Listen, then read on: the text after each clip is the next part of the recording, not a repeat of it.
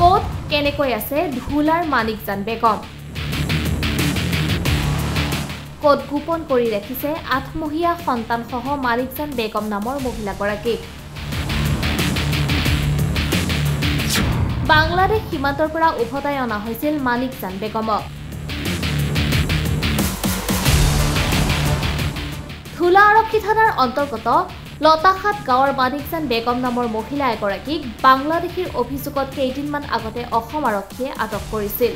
মহিলাগৰাকীৰ সৈতে আছিল এটি সন্তান তেতিয়াৰ পৰাই মহিলাগৰাকীৰ কোনো খবৰ পৰিয়ালৰ লোকে পোৱা নাছিল যদিও সৌখিদিনা সামাজিক মাধ্যমত বাংলাদেশ সীমান্তত ৰৈ থকা দৃশ্য প্ৰত্যক্ষ কৰিছিল পৰিয়ালৰ লোকে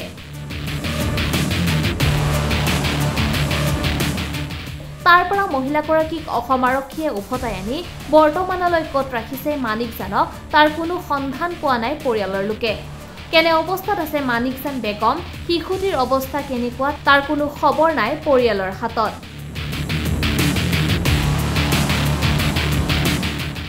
মানিকজান সহ শিশুটিৰ পিন্ধনত মাত্ৰ এযোৰ কাপোৰ আছিল বেমাৰী মানিকজান আৰু শিশুটিক কাপোৰ কানিৰ লগতে ঔষধৰ যোগান ধৰিবলৈ অসম আৰক্ষীক অনুৰোধ জনায় পৰিয়ালৰ লোকে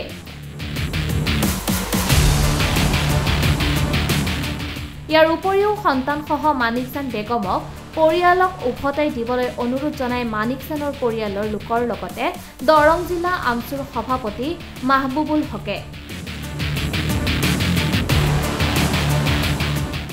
মোৰ মাটোৰ লগত একযোৰা কাপোৰো নাই আৰু মোৰ ভণ্টিটোৰ লগতো কাপোৰ নাই এতিয়া মানুহজনো বেমাৰী এতিয়া ক'ত থাকলা কেনেকুৱা থাকলা আমি খবৰে পোৱা নাই মানিকজান বেগম আজি 10 দিন মান হ'ল নাই গৈছো খবৰ লৈছো খবৰ লোৱাৰ পিছত গলো আৰু খবৰ লোৱা হ'ল গোৱালপাৰাত মানুহজনে আমিও ঠিক পোৱা নাই ক'ত আছে এতিয়া কাপোৰো লৈ যোৱা নাই একযোৰ কাপোৰ লৈ গৈছিলা বাচ্চাটোৰ লগতে একযোৰা কাপোৰ পিন্ধনত যোনটো আছে সেইটোৱে আছে এতিয়া আমি কাপোৰ কানি দিম কিবা কি দিম মানুহৰ আমি উদ্ধিকা পোৱা নাই ক'ত আছে মানুহজনী মোৰ মা বেমাৰীও হয় বেমাৰো আছে বাচ্চাটোৰো বেমাৰ আছে কাপোৰ কানিও নাই কিন্তু মানুহজন তাত যাই কিনে পুৰা নাইকিয়াই কৰি দিলা আমি একো দিবা পাৰা নাই ঔষধ পাতিও দিবা পাৰা নাই মাতি লৈ গ'ল আকৌ ডকুমেণ্ট চেক কৰিম কৰি কিনে আকৌ দি পঠাম কিন্তু মানুহজনী নাইকিয়া কৰি দিলা সেনেকুৱা পঠাইছিলো আমি এতিয়া চৰকাৰক এইটোৱে অনুৰোধ কৰিছো যাতে আমাৰ মাজনী সোনকালে দি দিয়ে আৰু মাৰ ঔষধ পাতি আৰু কাপোৰ কানিটো যাতে দিয়ে যাতে ভাল থাকে চাওক আজি প্ৰায় 10 দিন মান হ'ল ইতিমধ্যে আপোনালোক সকলোৱে গম পাইছে অসমৰ সংবাদ মাধ্যমত আপোনাৰ যিটো নিউজ হৈছে যে আপোনাৰ দৰং জিলাৰ ধুলা থানাৰ অন্তৰ্গত আমাৰ মানিকজান বেগম নামৰ মহিলা এজনীৰ লগত আপোনাৰ 9মহীয়া কেঁচুৱা লৈ পুলিচে উঠাই লৈ গৈছিল ডি ভোটাৰৰ সন্দেহত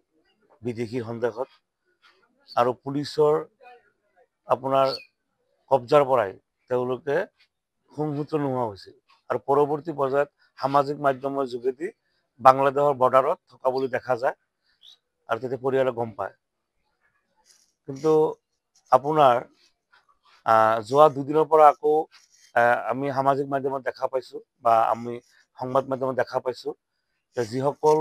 আপোনাৰ বিদেশীক বা সন্দেহযুক্ত বিদেশীক পুছবেক কৰা হৈছিল তেওঁলোকক পুনৰ ঘূৰাই অনা হৈছে আৰু ইতিমধ্যে তাৰে ভিতৰত কেইবাজনো নিজৰ ঘৰত উপস্থিত হৈছে কিন্তু আমি মানিকজানৰ আজিলৈ এই মুহূৰ্তলৈ কোনো ধৰণৰ আমি খবৰ নাপালো ক'ত আছে জিলা প্ৰশাসনৰ লগত যোগাযোগ কৰা হৈছে তেওঁলোকেও মানে মানিকজান বেগম ক'ত আছে এই কথাটো তেওঁলোকেও অৱগত নহয় গতিকে আপুনি যিটো গম পাইছে তেওঁৰ কোলাত 9মহীয়া কেঁচুৱা আছে ঘৰত আপোনাৰ 10 বছৰৰ সৰু ল'ৰা এজন আছে গতিকে খুব তেওঁলোকে মানে এটা দুখত আছে গাঁওবাসী নিয়মান হৈ পৰিছে যে এনেকুৱা আজি প্ৰায় 10 দিন হৈ গ'ল কোনো ধৰণৰ খা খবৰ নাই গতিকে আমি দৰং জিলা আমচুৰ ফালৰ পৰা আমি অনুৰোধ জনাইছো জিলা প্ৰশাসনে কমচে কম মানুহজনী ক'ত ৰাখিছে যদি ডিটেনশ্যন কেম্পত ৰাখিছে সেই কথাখিনি জনাই দিয়ক পৰিয়ালে এটা শান্তি পাব মানুহজনী অমুক ঠাইত আছে এই মানিকজান বেগমৰ নিজে এজন বেমাৰী হয় তেওঁৰ যি 9মহীয়া বাচ্চা আছে সেই বাচ্চাজনৰ বেমাৰ আছে গতিকে তেওঁলোকে আপোনাৰ ডকুমেণ্টছখিনি মাতাৰ কাৰণে ডকুমেণ্টছখিনি দেখাব লাগে বুলি থানাত মাতি লৈ গৈছে, তেওঁলোকে কোনো ধৰণৰ ঔষধ পাতি লৈ যোৱা নাই। আৰু আজি 10 দিন হৈ গ'ল, আজি আপুনি চাওক সেই বেমাৰী মানুহজন কোনো ধৰণৰ ট্ৰিটমেণ্ট পোৱা নাই। আৰু আমি যি সামাজিক মাধ্যমত যি দেখা পাইছো যে তাতে পথাৰৰ মাজত থিয় হৈ আছে। গতিকে আমাৰ এটা ধাৰণা হৈছে যে মানুহজনীৰ লগতে সেই বাচ্চাটো কিন্তু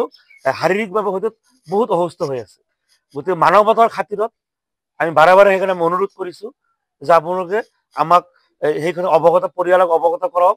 যে মানুহজনী ক'ত ৰাখিছে, যাতে আমি কমচে কম মানুহজনী সেই আমি যাতে এটা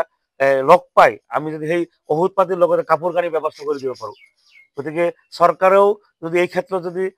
মানৱতাৰ দৃষ্টিৰে নাচায়, তেতিয়াহ'লে এখন গণতান্ত্ৰিক দেশত যদি এইখিনি সুবিধা যদি আমি পৰিয়ালৰ মানুহে নাপায়, গতিকে ইয়াতকৈ আৰু ডাঙৰ কথা হ'ব নোৱাৰে। গতিকে সকলোৱে অনুৰোধ কৰিছে, আমি আশা ৰাখিছোঁ যে চৰকাৰে অতি শীঘ্ৰে পৰিয়ালক আমাৰ মানুহজনীক চমজাই দিব।